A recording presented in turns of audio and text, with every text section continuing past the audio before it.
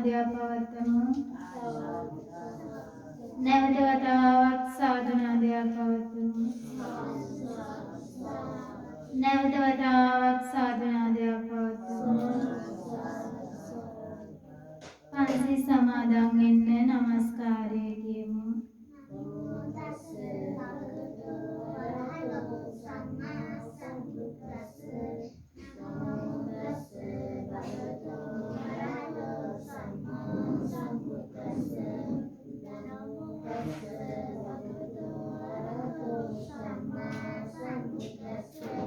බුද්ධං සරණං ගච්ඡාමි. ධම්මං සරණං ගච්ඡාමි. සංඝං සරණං ගච්ඡාමි. ဒုတိယံ පි බුද්ධං සරණං ගච්ඡාමි. ဒုတိယံ පි ධම්මං සරණං ගච්ඡාමි. ဒုတိယံ පි සංඝං සරණං ගච්ඡාමි. တတိယံ පි බුද්ධං සරණං ගච්ඡාමි. တတိယံ පි ධම්මං සරණං ගච්ඡාමි. တတိယံ පි සංඝං සරණං ගච්ඡාමි. සරණාගමනං සම්පුන්නං පාණාතිපාතා වේරමණී සික්ඛාපදං සමාදියාමි.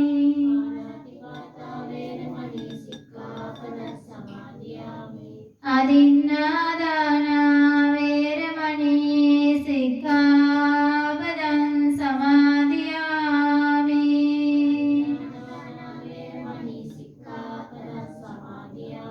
කාමේසු මිච්ඡාචාරා වේරමණී සික්ඛාපදං සමාදියාමි.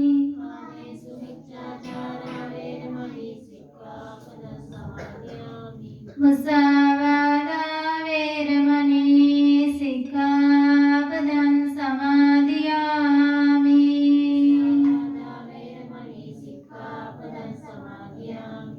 සුරාමේරය මජ්ජපමා දට්ඨානා වේරමණී සික්ඛාපදං සමාදියාමි.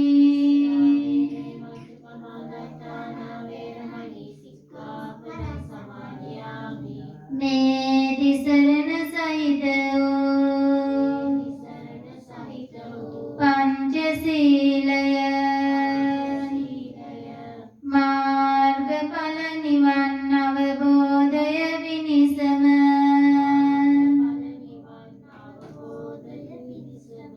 මට හේතු වේවා. හේතු වාසනාම වේවා. හොඳයි සාදු කියන්න. සමන්ත චක්කවාලේසු අත්‍රා ගච්ඡන්තු දේවතා. සද්ධම්මං මුනි රාජස්ස සුනන්තු සග්ග මොක්ඛදං. ධම්ම ශ්‍රවණ කාලෝ අයං බදන්තා. ධම්ම ශ්‍රවණ කාලෝ අයං බදන්තා.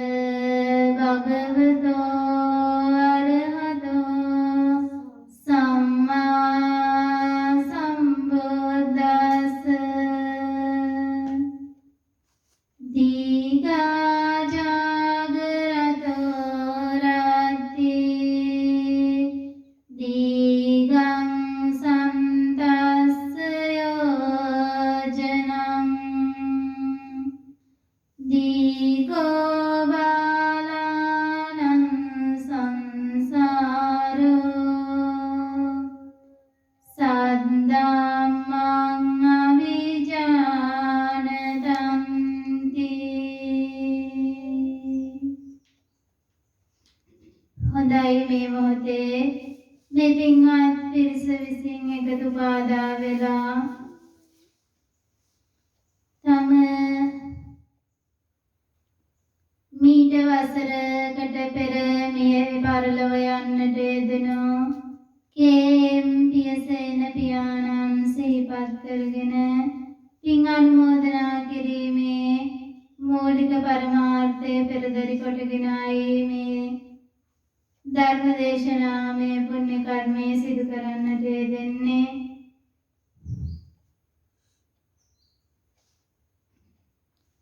ඔබ අප මේ සූදානම් වෙන්නේ තුන්ලොවක් සනසා වදාළ ශාන්තිනායක මාමෑණී තථාගත සම්මා සම්බුදුරජාණන් වහන්සේ විසින් දුක් විඳින ලෝක සත්‍යය වෙත පතල මහා කරුණාවෙන් යුක්තව දේශනා කොට වදාළා වූ ශ්‍රී සද්ධර්මයෙන් වටිනා යමක් ශ්‍රවණය කරන්නටයි. ඇයි අපි බණ අහන්නේ? බණ ඇහුවම අපිට ලැබෙන්නේ මොනවද? දිට්ඨ ධම්ම වේදනීයව මේ ආත්ම භාවයේ තුල මේ මොහොත තුලදීම ධර්ම ශ්‍රවණය කිරීම තුළින් ලැබිය හැකි ආනිසංස පහක් සඳහන් වෙනවා. අසුතං සුනාති සුතං පරියෝදපේති කංකං විහෙරති දිට්ඨිං උජුං කරෝති චිත්තමත්ත පසීදති. අසුතං සුනාති කියනවා නොයසූ දෙයක් Tamanට අහන්න ලැබෙනවා. ඒ වගේම තමයි සුතං පරියෝදපේති කියනවා අහපු ධර්මයක් නැවත අහන්න ලැබෙනවා.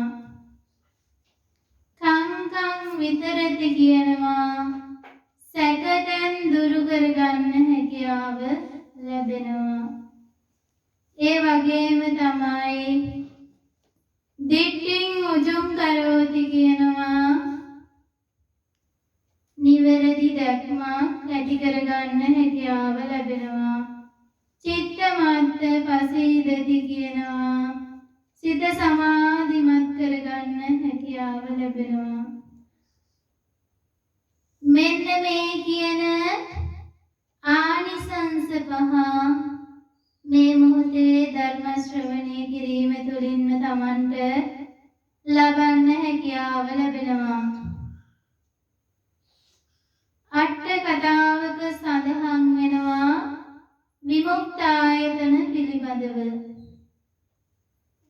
ධර්ම ශ්‍රවණය ධර්ම දේශනය විමුක්ත ආයතනයක් විදියට හඳුන්වනවා. මොනවද විමුක්ත ආයතන කියන්නේ? නිවන් දොරටු විදියට හඳුනා ගන්න පුළුවන්. සීල සමාධි ප්‍රඥා වඩන පුජ්‍යලයන්ට ඒ අවශ්‍ය කරන මාර්ගඵලයන්ට පත්වීමට අවශ්‍ය වෙන දොරටුවක්. ධර්ම ශ්‍රවණය කරන අතර වාරයේදීම නිවන් දකින්නට හැකියාවක් තියෙනවා. ඒ වගේම තමයි ධර්මයේ දේශනා කරන අතරතුරදී නිවන් දැකීමේ හැකියාවක් තියෙනවා. එහෙනම් මෙන්න මේ ශාසනය තුල අපිට කරන්න තියෙන්නේ වැඩ පහයි. සුතා දතා වචසා පරිචිතා මනසා අනුපෙක්ඛිතා දිට්ඨියා සුපරිවිජ්ජා. සුතා කියනවා බණ අහනවට. කොහොමද අපි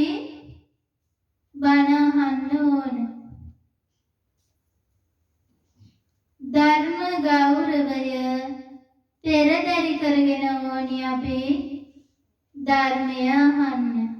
ඒ වගේම තමයි මානය කියන එක දුරු කරගෙන ඕනි අපි බණ අහන්න. තමන් දන්නේ නැහැ කියන තැනක ඉඳලා බණ අහන්න පුළුවන් නම් ඒක ඉතාමත් වැදගත් වෙනවා. මම දන්නේ නැහැ තුන්ලොවක් සනසවදාල ශාන්තිනායක අමාමෑණී තථාගත සම්මා සම්බුදුරජාණන් වහන්සේ තමයි දන්නේ කියන තැනක ඉඳලා බණ අහන්න පුළුවන් නම් ඒක ඉතාමත් වැදගත් වෙනවා. මනසිකත්වා කියනවා මෙනෙහි කරමින් ඕනි අපි ධර්මයේ ශ්‍රවණය කරන්න. ඕහිතෝ සෝතං ධම්මං සුනාති යොමු කරන ලද කන් නැතිව ධර්මයේ ශ්‍රවණය කරන්න ඕන. ඒ වගේම තමයි අට්ඨිකත්වා ධම්මං සුනාති කියනවා මහත් වූ බලාපොරොත්තුවක් සිතේ තියාගෙන ධර්ම ශ්‍රවණය කරන්න ඕන. ඒ කියන්නේ අපි තාමත් මේ සංසාරය තුල සැරිසරන්නේ නිවන් දකින්නට අවශ්‍ය කරන ධර්මය Tamanට අහන්න නොලැබුණු නිසා. එහෙනම් මේ ධර්ම ශ්‍රවණය අතර වාරයේදී ඒ Tamanට නිවනට අවශ්‍ය කරන බණපද අහන්න ලැබිලා පංච නීවරණ ධර්මයන් යටපත් කරගෙන ඒ වෙනුවට සත්‍තිස් බෝධිපාශික ධර්ම වඩා වර්ධනය කරගෙන මේ උතුම් දේශනාව අතරතුරදීම උතුම් නිර්වාණය මඟඵල අවබෝධ කරගන්නවා කියන අදිෂ්ඨානයෙන් යුක්තව මහත් වූ බලාපොරොත්තුවක් සිත තුළ පෙරදරි කරගෙන අපි ධර්මය අහන්න ඕනි. අපි ඒ අහපු ධර්මය ඊට පස්සේ මොකද කරන්න ඕනි? දතා කියනවා ධාරණය කරගන්න ඕනි. බණ අහලා ඒ දේ මතක තියාගත්තොත් තමයි Tamanට ජීවිතයට ගලපා ගන්න හැකි වෙන්නේ. වචසා පරිචිතා වචනයෙන් ඒ ධර්මය පුරුදු පුහුණු කරන්න ඕනි. ඒ වගේම තමයි ඒ අහපු ධර්මය මනසානුපෙක්ඛිතා නුවණින් මෙනෙහි කරන්න ඕනි. දිට්ඨියා සුප්පටිවිජ්ජා එතකොට Tamanට නිවැරදි වූ දැක්මක් ඇති කරගෙන මේ ධර්ම මාර්ගය තුල ගමන් කරන්න හැකියාවක් ලැබෙනවා. එහෙනම් මෙන්න මේ මූලික කරුණු ටික හොඳින් මතක තබාගෙන ඒ අනුව ධර්ම ශ්‍රවණය කරගෙන ඒ ධර්ම ශ්‍රවණය හොඳින් ශ්‍රවණය කරලා ඒ ධර්මයට අනුව තමන්ගේ ජීවිතයට ගලපාගෙන මේ ජාති ජරා ව්‍යාධි මරණ කියන දුක්ඛිත තත්ත්වයෙන් අත මිදෙන්නට මේ ධර්ම දේශනාවත් තමන්ට උපකාර කරගන්නවා කියන අරමුණෙන් යුක්තව ධර්ම ශ්‍රවණය කරන්නට සූදානම් වන්න. ආගම කියලා කියන්නේ මොකද්ද? ආදර්ශමත් ගමන් මඟ. අපි ආගම විදියට සැලකෙනවා බෞද්ධ කියලා. බෞද්ධයා කියන්නේ කාටද?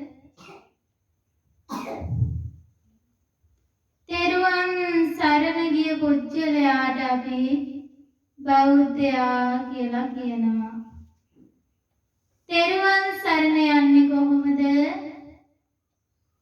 සතර අපායෙන් සදහටම අත මිදුණු පුජ්‍යලයා හඳුන්වනවා බෞද්ධයා විදියට. ඔබ මේ වෙනකොට බණ අහලා ඇති, සිල් සමාදන් වෙලා ඇති, බණ භාවනා කටයුතු සිදු කරලා ඇති. මම නම් ආය කිසිම ආත්මයක සතර අපායට යන්නේ කියලා ඔබට හිතන්න පුළුවන්ද?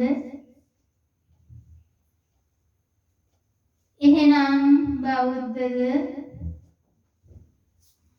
බුද්ධං සරණං ගච්ඡාමි කිය හිටියට මේ කාරණය වෙනවද? නෑ. එහෙනම් බෞද්ධයෙක් බවට පත් වෙන්න සතර අපායෙන් අත මිදෙන්න නම් ධර්ම ශ්‍රවණය කිරීම ඉතාමත් වැදගත් වෙනවා. මේ ලෝකය තුල අපිට තවමත් මේ සසර තුල සැරිසරන්න වෙලා තියෙන්නේ. මේ ලෝකයේ යථාර්ථය අපිට අවබෝධ කරගන්න නොහැකි වුණු නිසායි. මා මුලින් සඳහන් කරන්නට යෙදුනා දීඝා ජාගරතෝ රත්ති දීඝං සන්තස්ස යෝජනං දීඝෝ බාලානං සංසාරෝ සද්දම්මං අවිජානතන්ති කියලා. දීඝෝ බාලානං සංසාරෝ, බාලයාට සංසාරය දිගයි කියනවා. හරියට කොයි වගේද? නිින්ද යන්නේ නැති රැයක රාත්‍රිය අපිට කොච්චර කෙටිද දිගයිද? රාත්‍රිය දිගයි. ඒ වගේම තමයි පයින් යන කෙනාට යොදුන කෙටිද දුරයිද? දුරයි. මේ වගේ තමයි සත්‍යර්මය අහලා නැති බාල පුජ්‍යලයාට සංසාරය කියන එක දිගයි. මොකද්ද මේ සසර කියන්නේ? සසර සැරිසරනවා කියනවා. සංසාර කතරෙන් එතර වෙන්න ඕනි කියනවා. මොකද්ද එතකොට මේ සසර කියලා කියන්නේ?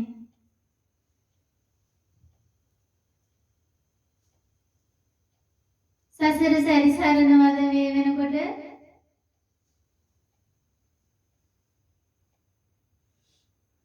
සසර කියන එක අපි කොහොමද හඳුනගන්නේ?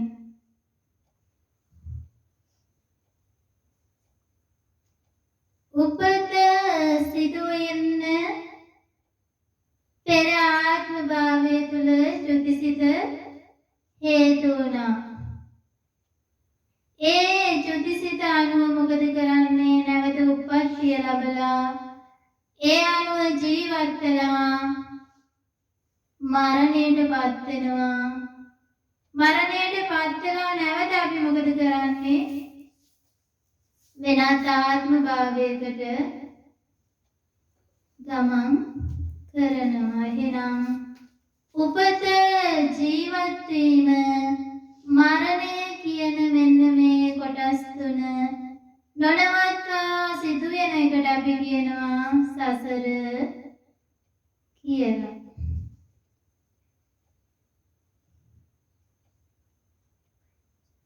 අපේ සසර ගමන දීර්ඝද?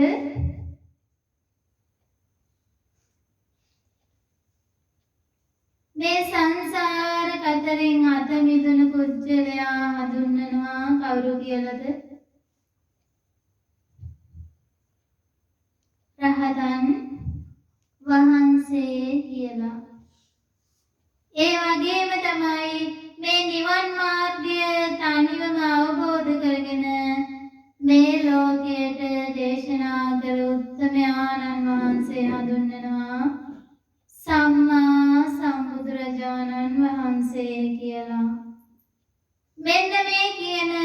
පුජ්‍යලයෝ සංසාර ගමන නතර කරපු පුජ්‍යලයෝ.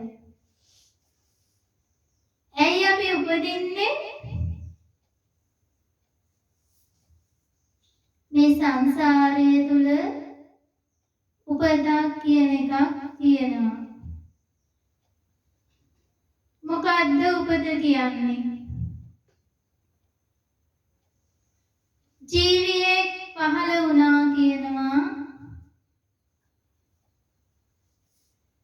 උප්පත්තියකදී. ඒ වගේම තමයි ගහක මලක් ගෙඩියක් හටගත්තනම් පේන්න දකින්න දෙයක් තියෙනවා. මේ උප්පත්තිය කියන එක තුල මොනවද තියෙන්නේ? උපදිනකොට Tamanට ලැබිලා තියෙන්නේ මොනවද?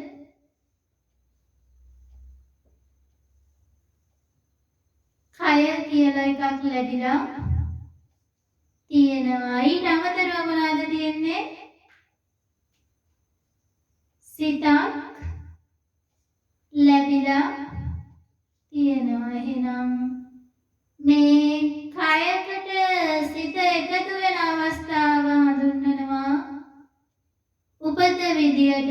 එහෙනම් මේ කයින් සිත ඉවත් වෙන අවස්ථාව හඳුනා ගන්නවා මරණය විදියට. එතකොට ජීවත් වීම කියන්නේ මොකද්ද? ජීවත් වෙනවා කියන්නේ ඔබ අවුරුදු 60 70ක් ජීවත් වුණා කරලා තියෙන්නේ වැඩ තුනයි. මොනවාද කරලා තියෙන්නේ? කතා කරලා තියෙනවා, ක්‍රියා කරලා තියෙනවා, හිතලා තියෙනවා. මේ වැඩ තුනට අමතරව කිසියම් වැඩක් කරලා තියෙද? නෑ. එහෙනම් ජීවත් වෙනවා කියන්නේ සිතුම් වචන ක්‍රියා පවත්තන එකට. උප්පත්තියකදී අපිට කයකුයි සිතකුයි ලැබෙනවා. මේ සිත කයට බැහැ ගන්නට නම් කය මොන වගේ වෙන්න ඕනද? දැන් මේ මේසෙට පුටුවට සිතක් එකතු වෙයිද? නෑ. එහෙනම් සිත එකතු වෙන්න කයට නම් කය මොන වගේ එකක් වෙන්න ඕනද? කය මොනවාද තියෙන්නේ?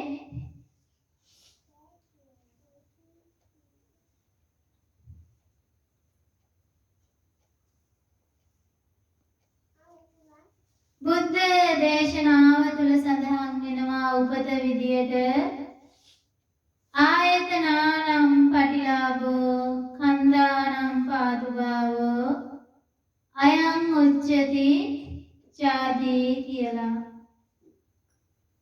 ආයතනයන් තුළ ස්කන්ධ පහළවීමක් සිදු වෙනවා නම් මේක උපත විදියට හඳුන්වනවා. මොනවාද මේ ආයතන කියන්නේ?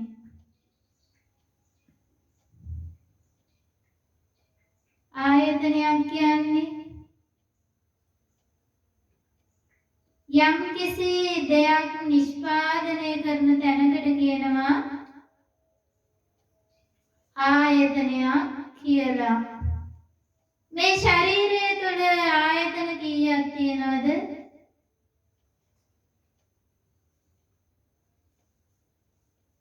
ෂඩ ආයතන කියනවා. ආයතන 6ක් තියෙනවා. මොනවාද? දැන් අපි හඳුනාගත්තා යමක් නිෂ්පාදනය කරන තැනකට මොකක් කියලාද කියන්නේ? ආයතනයක් කියලා කියනවා.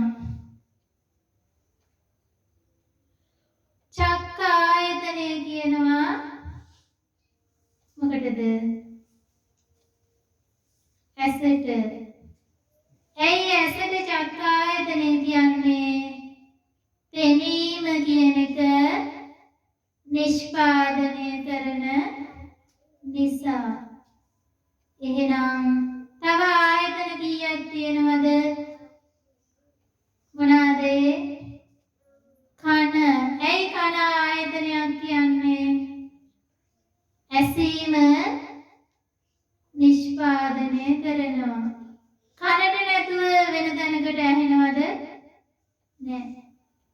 ඒ වගේම තමයි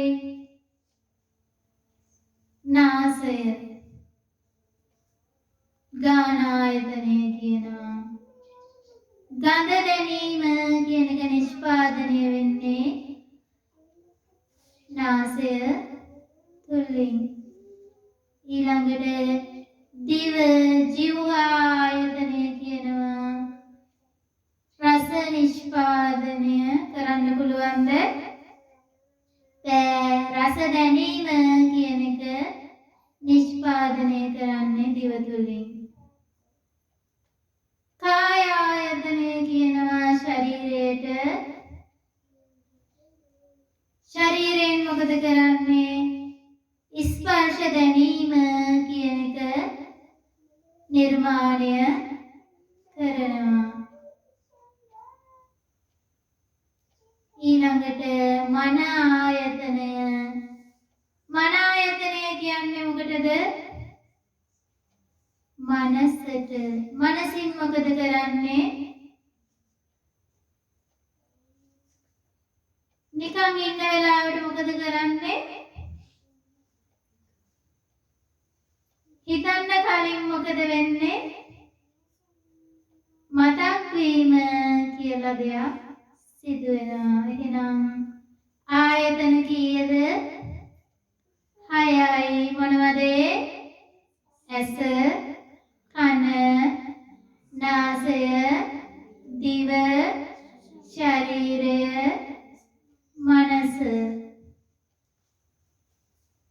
එතකොට මෙන්න මේ ආයතන 6 පරිහරණය කිරීම කියන්නේ මොකද්ද? ජීවත් වීම.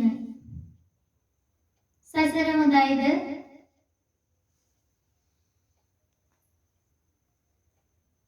සසර හොඳයිද?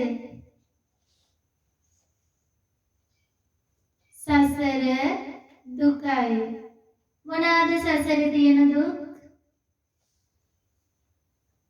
උප්පත්ති දුකකට මුහුණ දෙන්න සිදු වෙනවද නැද්ද? ජාති ජරා ව්‍යාධි මරණ ප්‍රියේහි විප්පයෝගෝ අප්‍රියේහි සම්පයෝගෝ යම්පි ඡන්න ලබති තම්පි දුක්ඛං කියලා ධර්මයේ සඳහන් වෙනවා. ජාති දුක්ඛ කියන්නේ මොකද්ද? ඉපදීම දුකයිද? කොයි වගේ තැන්වලද උපදින්නේ?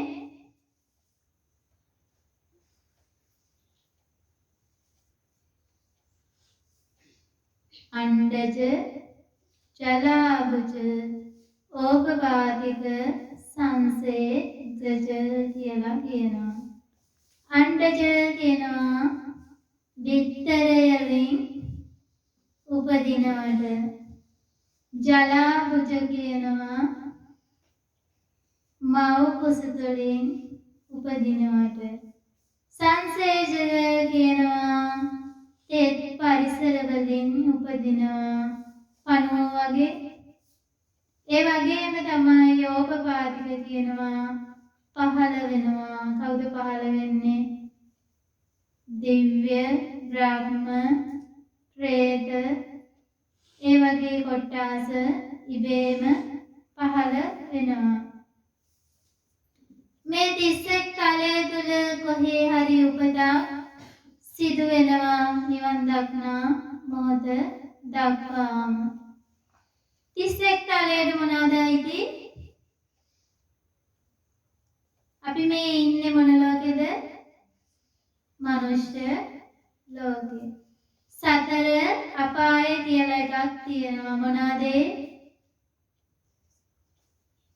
නරක, තිරිසන්, പ്രേත, අසුර. මේ වගේ අපි ගිහිල්ලා නැද්ද? ගියේ නැහැ කියලා කියන්න පුළුවන්ද? අනවරාග්‍රව සංසාර කතරේ එනකොට නොගිය තැනක් තියෙන්නේ. ඒ වගේම දිව්‍ය ලෝක 6යි, බ්‍රහ්ම ලෝක 20යි. ඔක්කොම කීයද? 31යි. මේ 31 තලයේ කොහේ ඉපදුනත් උප්පත්තිය කියන දුකකට මුහුණ දෙන්න සිදු වෙනවා. මව් කුසක උපදින්න සිදු වුණොත් මොන වගේ දුක්ද තියෙන්නේ?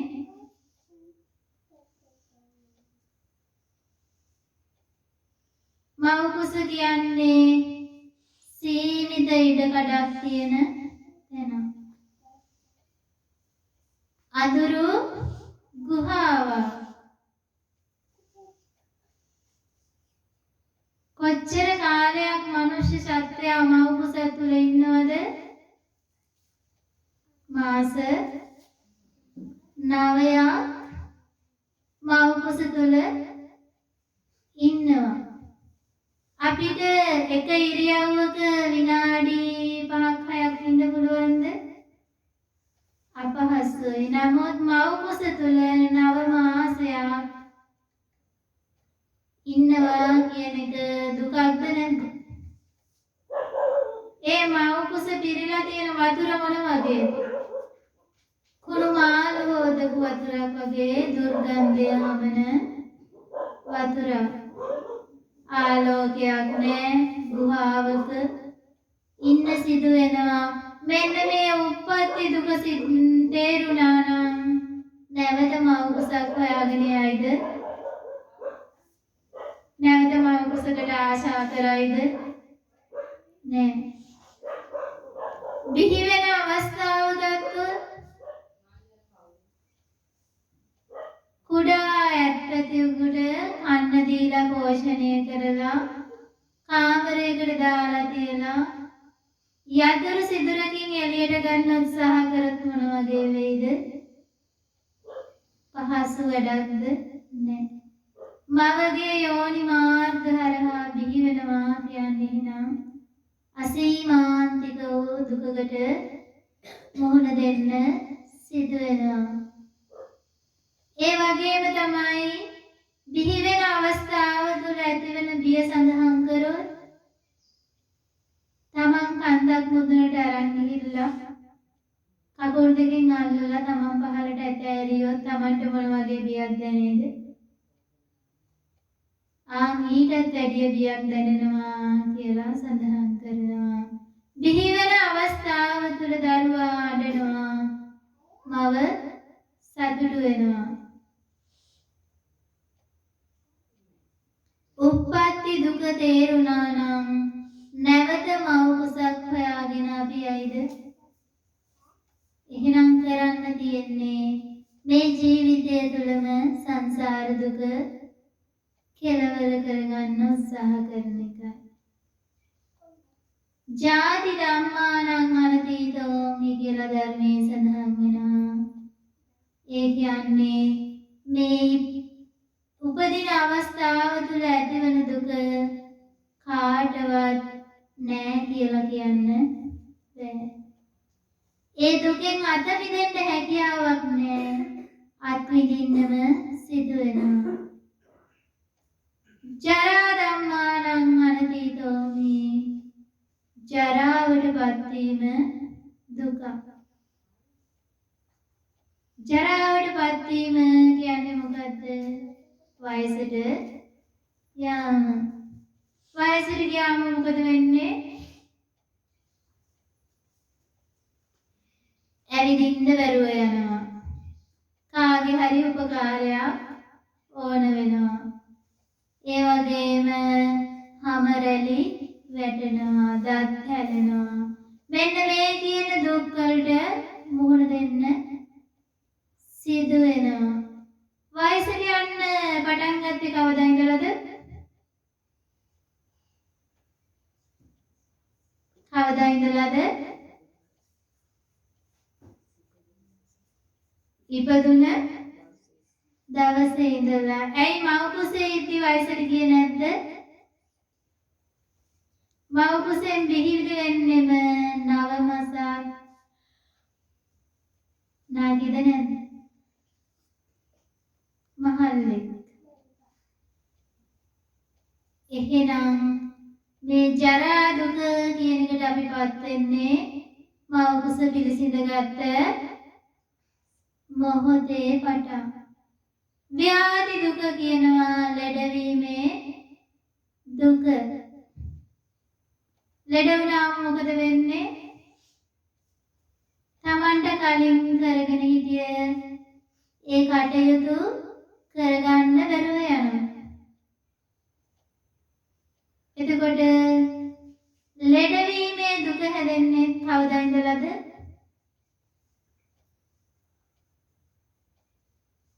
කවදා ඉඳලාද? මව කුස පිළිසිඳගත් මොහොතේ පටන්ම ලෙඩවීමේ දුකට මුහුණ දෙනවා. මරණ දුක අපි ක්ෂණයක් පාසා මොකද වෙන්නේ?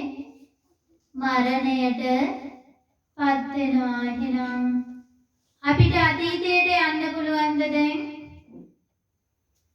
කුඩා දරුවෙක්ගේ අවදියට, තරුණ අවදියට බෑ. ඒ කියන්නේ නැවත ළඟා කරගන්න බෑ. කියන්නේ මරණයට පත්වීම. ප්‍රියෙහි විප්‍රයෝගෝ දුක්ඛෝ, ප්‍රියයන්ගෙන් වෙන්වීම දුකයි. මේක තියෙන්නේ කොහෙද?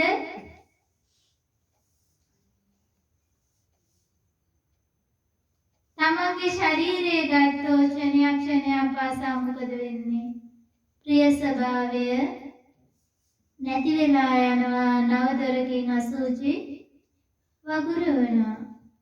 අප්‍රියෙහි සංපයෝගෝ දුක්ඛෝ, අප්‍රියයන් හා එකතු වෙන්න සිදු වෙනවා.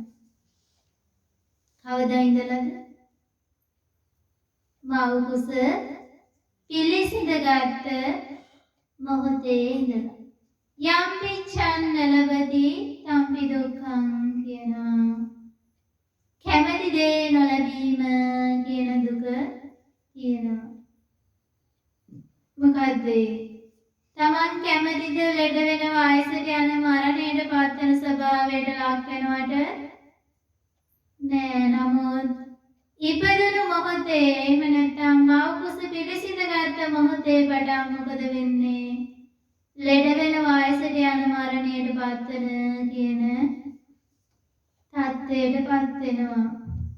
එතකොට තමන් කියලා කියන්නේ කාටද? ලෙඩේ, මහල්ලේ, මලමිනියා. එතකොට මේ ලෝකේ දුවදරුවන් කියලා තමන් සුරතල් කරන්නේ කාවද? ලෙඩේ, මහල්ලේ, මලමිනියා. මේ යථාර්ථය තේරුණා නම් මේ දේවල් වලට ආශා කරයිද? දැන් තමන් ලෙඩෙක්, මහල්ලෙක්, මලමිනියක් කියලා අවබෝධ වෙලා නැති නිසා ඒ જાතියේ එකක් හොයාගෙන විවාහ වුණාද නැද්ද? තවත් දුක්ඛිත තත්වයකට පත් වුණා. දරුවෝ කියලා පෝෂණය කරන්න ගිහිල්ලා තවත් දුක් ගොඩක් ලං කර ගත්තා. එහෙනම් මේ සංසාරයේ මේ දුක් අපේ ජීවිත කරා පැමිණියේ කවදා ඉඳලාද? මව කුස පිළිසිඳගත් මොහොතේ ඉඳලා. එහෙනම් මේ සංසාර දුකෙන් අපි එතර වෙන්න ඕන. දුක නැති කරන්න පුළුවන්ද? දුක නැති කරන්න බෑ. දුකට හේතුව හොයාගෙන හේතුව වනි අපි නැති කරන්න. දුකට හේතුව මොකද්ද? මේ සියලුම දුක් අපේ ජීවිත කරා පැමිණියේ උප්පත්තිය කියන එක සිදුවුණු නිසා. උපදින්නේ ඇයි? උපදින්න හේතු වෙන්නේ මොනවාද? එක්ක සුගතිගාමී ජීවිතවල උපදිනවා කියනවා, එක්ක දුගතියේ උපදිනවා කියනවා. ඇයි? දුගතියේ උපදින්නේ මොනා කරාමද? පව් කරාම. සුගතියේ උපදිනවා ඉන් රැස් කරාම.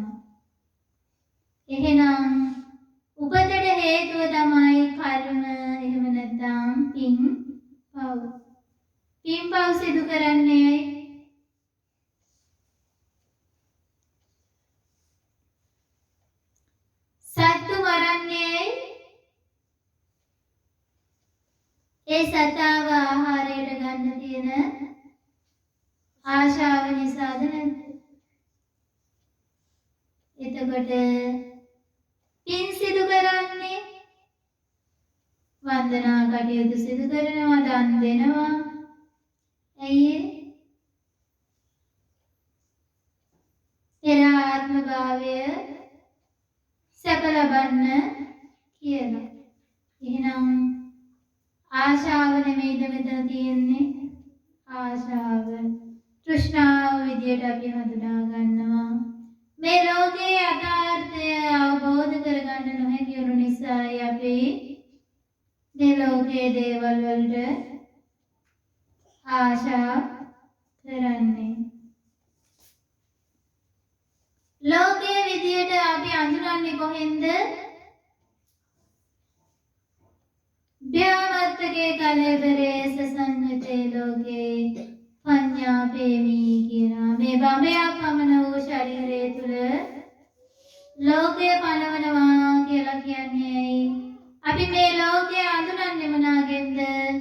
ඇස කන නාසය දිව ශරීරය මොළය කියන මෙන්න මේ ආයතන 6 තුලින්. ඇසට පේන රූපයකට ආශා කරනවද නැද්ද? කනට ඇහෙන ශබ්දයට, නාසයට දැනෙන ගන්ධයට, දිවට දැනෙන රසයට, කයට දැනෙන ස්පර්ශයට, මොළයට මතක් වෙන සිතුවිල්ලට මොකද කරන්නේ? ඒ දේ වටිනවා මිහිරි කියලා ආශා කරනවා. ඒ දේ අහිමි වෙනකොට දේශ කරනවා.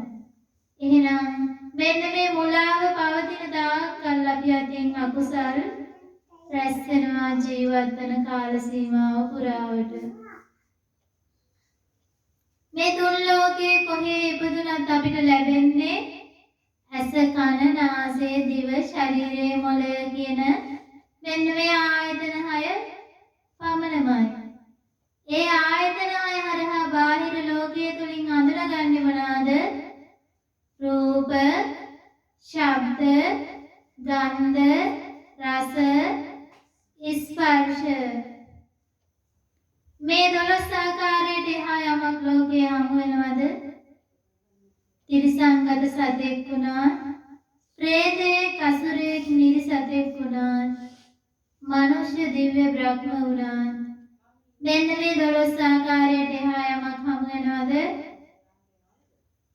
නෑ. එහෙනම් දිව්‍ය ලෝකේ යන්න ඕනිද? මොනවාද බලන්න තියෙන්නේ?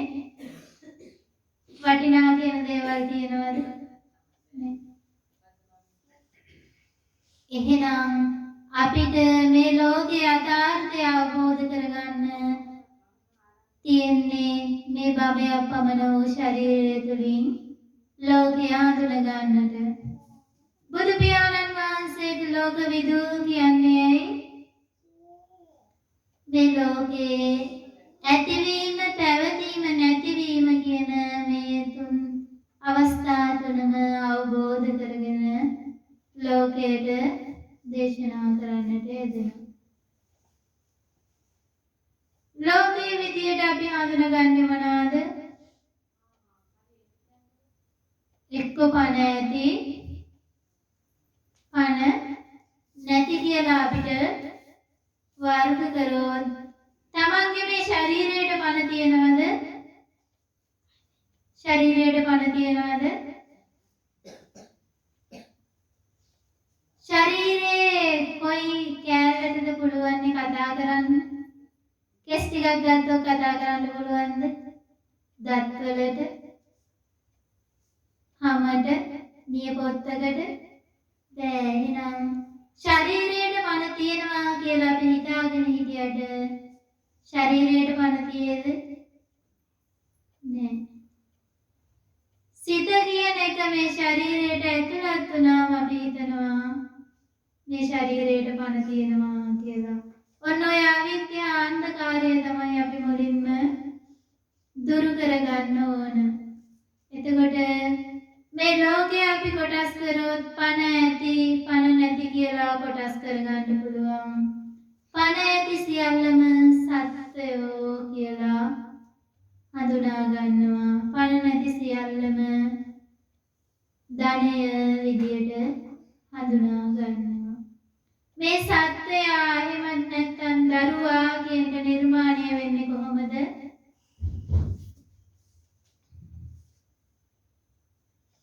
මව් කුසේ සිටින දරුවට අම්මා ආහාර නොගත්තොත් දරුවා නිර්මාණය වෙයිද?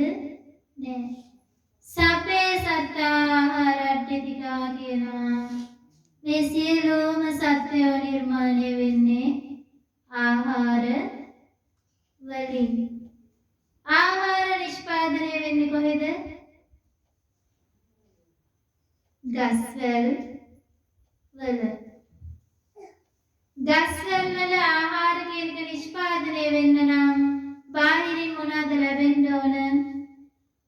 පස්, වතුර, ගිනි, සුළං කියන වෙන මේ ආධාරක ලැබෙන්න ඕන. එහෙනම් අපි ආහාර කියලා අරන් තියෙන්නේ මොනවාද? පස්, වතුර, ගිනි, සුළං කියන මෙන්න මේ වගේ එකතුවක්. පොදුවේ ගත්තොත් බද්ද කාලා තියෙන්නේ පස්ද? මෙච්චර දවසක් කාලා තියෙන්නේ මොනවාද? බත් කියලා හිතාගෙන කාලා තියෙන්නේ පස්. මේ යථාර්ථය අවබෝධ කරගන්න පුළුවන් වුණා නම් විවිධ වූ ආහාර වලට ආශාවක් ඇති වෙයිද? නෑ. ඒ වගේම තමයි අපි ධනය විදියට හඳුනා ගන්න රන් රිදී මුතු මැණික් කොහෙන්ද ගන්නෙ? පොළවෙන්. ඒවත් පස්. මෙන්න මේ යථාර්ථය අවබෝධ කරගන්න හැකියාව ලැබුණා නම් සතෙක් මරයිද? ප්‍රාණඝාතයකට යයිද? සොරකමක් සිදු කරයිද? කාමයේ වරදවා හැසිරෙයිද? බොරු කියයිද? සුරාව පානය කරයිද? එතකොට තමන්ගේ ශරීරයත් පස් ගොඩක් නම් ඒ ශරීරය කූඩුව නඩත්තු කරන්න තවත් පස් ගොඩවල් ඕනිද? තමන් දරුවා කියලා පෝෂණය කරන්නේ රකින්නේ පස් ගොඩක්ද නැද්ද? ලෝකයේ යථාර්ථය අවබෝධ කරගන්න නොහැකි වූ නිසා මේ තරම් අපිට සංසාර ගමනක එන්න සිද්ධ වුණා. එහෙනම් ලෝකයේ නිර්මාණය වෙලා තියෙන මොනවාගෙන්ද? මේ පස්, වතුර, ගිනි, සුළං කියන ආධාරක වලින්. තථාගත දේශනාව පඨවි, ආපෝ, තේජෝ, වායෝ කියන සතර මහා ධාතුන්ගෙන් ලෝකය නිර්මාණය වුණා කියන එක. එතකොට මේ කියන පස්, වතුර, ගිනි, සුළංයි පඨවි, ආපෝ, තේජෝ, වායෝ කියන ඒවා එකද දෙකද? පඨවි කියන්නේ මොනවද? තද ගතිය. ආපෝ කියනවා ඇලෙන වැగిරෙන ගතිය. ඒ වගේම තමයි වායෝ කියනවා තෙරපාගෙන ගමන් කරන ගතිය. තේජෝ කියනවා උෂ්ණත්ව ගතිය. අපි පස් ටිකක් ගත්තොත් ওই ටික නැද්ද? පස් ටිකේ තියෙනවා. ඒ වගේම තමයි වතුර ගත්තොත් ගින්දර, සුළං මේ සියල්ලම තියෙනවා. කොහොමද පඨවි ගතිය අඳුරගන්නේ? ස්පර්ශ කරන්න ඕන. කවුද ස්පර්ශ කරන්න ඕන? තමන්මයි. වෙන කෙනෙක් ස්පර්ශ කරපු එකක් ගැන තමන්ට කියන්න පුළුවන්ද? බැහැ. ස්පර්ශ කරන මොහොත තුලදීම තමයි හඳුනා ගන්න හැකියාව ලැබෙන්නේ. එහෙනම් ආපෝ කියනවා ඇලෙන වැగిරෙන ගතිය. දැන් වතුර ටිකකට තවත් වතුර ටිකක් දැම්මොත් මොකද වෙන්නේ? එක් වෙනවා. ඒ වතුර ටික විවිධ වූ වාචන වලට දැම්මොත් මොකද වෙන්නේ? වෙන් වෙනවා කියන එක සිදු වෙනවා. එහෙනම් වතුර තුල ආපෝ, තේජෝ, වායෝ කියන ගති හතරම තියෙනවා. එතකොට ගින්දර ගත්තොත් ගින්දරේ උෂ්ණත්වයක් තියෙනවා. ඒ වගේම අල්ලලා ස්පර්ශ කරොත් තද ගතිය දැනෙනවා. එහෙනම් පඨවි ආපෝ තේජෝ වායෝ කියන මෙන්න මේ සතර මහා ධාතුන්ගේ නිර්මාණය පමණයි. මේවට මොකද වෙන්නේ? දැන් තමන්ගේ ශරීරය කියන එක ගත්තොත් ඒකත් පඨවි ආපෝ තේජෝ වායෝ කියන ලක්ෂණයන්ගෙන් යුක්තයි. සතර මහා ධාතුන්ගේ පොදු ලක්ෂණය තමයි අනිත්‍ය කියන ධර්මතාවය. අනිත්‍ය කියන්නේ මොකද්ද? ඇති වුණ සැනින් නැත්තටම නැති වෙලා යනවා. පෙර නොතිබීම හට ගන්නවා, ඉතුරු නැතුව නිරුද්ධ වෙලා යනවා. මේ ශරීරය ක්ෂණයක් පාසා මොකද වෙන්නේ? අනිත්‍ය කියන ධර්මතාවයට පත් වෙනවා. දැන් බණ වහන්න වාඩි වෙච්ච කෙනාද ඉන්නේ? නෑ. මේ යථාර්ථය අවබෝධ කරගන්න නොහැකි වුන නිසා මම මගේ කියලා මමත්වයක් ඇති කරගන්නවා. නමුත් ඒ වගේ සංකල්පයක් අපිට ඇති කරගන්න පුළුවන්ද? ක්ෂණයක් පාසා ඇති වෙලා නැති වෙලා යනවා නම් එතන තියෙන්නේ හිස් බවක්, දුක්ඛ කියන ලක්ෂණය. ඒ වගේම තමයි මේ කිසිම දෙයක් Tamanට ඕන විදියට පවත්වන්න පුළුවන්ද? ලෙඩ වෙන, වයසට යන, මරණයට පත්වන කියන ලෝක ධර්මතාවයට උරුමකම් කියනවා. අනාත්ම කියන ලක්ෂණයෙන් යුක්තයි. මෙන්න මේ අනිත්‍ය දුක්ඛ අනාත්ම කියන ත්‍රිලක්ෂණය මත තමයි මේ ලෝකේ පදනම් වෙලා තියෙන්නේ. නමුත් ලෝකේ යථාර්ථය අවබෝධ කරගන්න නොහැකිව මේවා නිත්‍ය සුඛ ආත්ම විදියට ගත්ත නිසා අපේ සසර ගමන දීර්ඝ වෙලා තියෙනවා. මේ විදියට ලෝකේ යථාර්ථය අවබෝධ කරගන්නකොට වැඩෙන්නේ මොනවාද? සම්මා දිට්ඨිය. නිවැරදි වූ දැක්මකට පත් වෙනවා. ඒ වගේම තමයි ඒ පුජ්‍යලයා තුල ඊළඟට නෙක්ඛම්ම සංකල්ප, අව්‍යාපාද සංකල්ප, අවිහිංසා සංකල්ප කියන ඒවා හට ගන්නවා. මේ විදියට ලෝකයේ යථාර්ථය අවබෝධ වෙනකොට මේ ලෝකයෙන් එතර වෙන්න ඕනි. ගිහිගෙයින් නික්මෙන්න නෙක්ඛම්ම සංකල්පනා හට ගන්නවා. ඒ වගේම ලෝකයේ යථාර්ථය අවබෝධ වෙනකොට අවිහිංසා සංකල්ප, සත්වන්ට හිංසා කරයිද? නෑ. ඒ වගේම තමයි මේ විදියට ලෝකයේ යථාර්ථය අවබෝධ වෙනකොට සම්මා වාචා කියන අංගය වර්ධනය වෙනවා. බොරු කියන්න හේතුවක් නෑ. ඒ වගේම හිස් වචන, පරුස වචන වලින් වෙන් වෙනවා. සම්මා වාචා බවට පත් වෙනවා. ඒ වගේම සම්මා කම්මන්ත කියන්නේ නිවැරදි කර්මාන්ත. අකුසල් දස අකුසලෙන් වෙන් වෙලා නිවැරදි වූ ජීවිකාවකට පත් වෙනවා. සම්මා ආජීවයට පත් වෙනවා. ඒ වගේම සම්මා වායාම මේ වෙනුවෙන් මොකද කරන්නේ? නූපන් කුසල් වැඩි දියුණු කරගන්න උත්සාහ කරනවා. උපන් කුසල් වර්ධනය කරගන්නවා. උපන් අකුසල් දුරු කරන්න උත්සාහ ගන්නවා. නූපන් අකුසල් නූපදින්න කටයුතු සිදු කරනවා. සම්මා වායාම බවට පත් වෙනවා. ඒ වගේම සම්මා සමාධි කියන්නේ නිවැරදි වූ සිහිය. මේ යෝගී යථාර්ථය අවබෝධ කරගෙන මේ විදියට තමන්ට ඥානය පහළ වෙනකොට සම්මා සමාධි කියන தත්ත්වයට පත් වෙනවා. ඒ වගේම නිවැරදි වූ සමාධිමත් සිතකට සම්මා ඥාන කියන தත්ත්වයට පත් වෙනවා.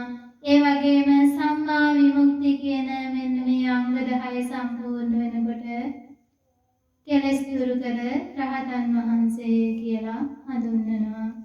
එහෙනම් මෙන්න මේ ලෝකයේ මේ සංසාර දුක අවබෝධ කරගෙන මේ සංසාරයෙන් එතර වෙන්නට නම් කරන්න තියෙන්නේ මෙන්න මේ සංසාර දුක අවබෝධ කරගෙන ඒ දුකට හේතුව අවබෝධ කරගෙන හේතුව නැති කරලා ඒ සඳහා මාර්ගය වන ආර්ය අෂ්ටාංගික මාර්ගය අනුගමනය කරන්නටයි. එහෙනම් අද දින මේ ධර්ම ශ්‍රවණය තුළින් රැස් කරගත්තා වූ පුණ්‍ය ශක්තියින් සියලු දෙනාටම උතුම් වූ නිර්වාණ ධාතුව සඳහාම හේතු වාසනා වේවා කියලා ප්‍රාර්ථනා කරගන්න. අපවත් ලෝකයාත් බුද්ධ ශාසනයත් ආරක්ෂා කරන්නා වූ අල්පේශාක්‍ය මහේශාක්‍ය සියලුම දෙවියන්ට මේ පින් අනුමෝදන් කරමු. දෙවියනුත් ප්‍රාර්ථනා වූ බෝධියකින් උතුම් වූ නිවනින් සැනසීම ලබත්තා. ඒ වගේම මේ පින්වත් පිරිස නමින් මේ පරිලව යන්නට යෙදුනා වූ කේ.එම්. පියසේන පියාණන් ඇතුළු වර්ග පරම්පරාගත සියලුම ඥාතීන්ට මේ පින් අනුමෝදන් කරමු. මේ පින් ලැබ ආයු වර්ණ සැප බල ප්‍රඥා වර්ධනය කරගෙන උතුම් වූ නිවනින් සැනසීම ලබත්තා කියලා සාදු කියන්න. ඒ වගේම උතුම් බුදු මඟ කියා දුන් ආදරණීය ඒ වගේම ගෞරවනීය ලොකු හාමුදුරන් වහන්සේටත් උත්තරීතර වූ පැවිද්ද ලබා දුන්න ගුරු භික්ෂුණීන් වහන්සේ ඇතුළු සියලුම ගුරු දේවෝත්තමයන්න් වහන්සේලාට සංසාර ගතරින් එතරව උතුම් වූ නිවනින් සැනසීමටම අප විසින් සිදු කරගත්තා වූ පුණ්‍ය ශක්තියින් හේතු වාසනා වේවා කියලා සාදු කියන්න. දෙවියන්ට පින් අනුමෝදන් කරමු.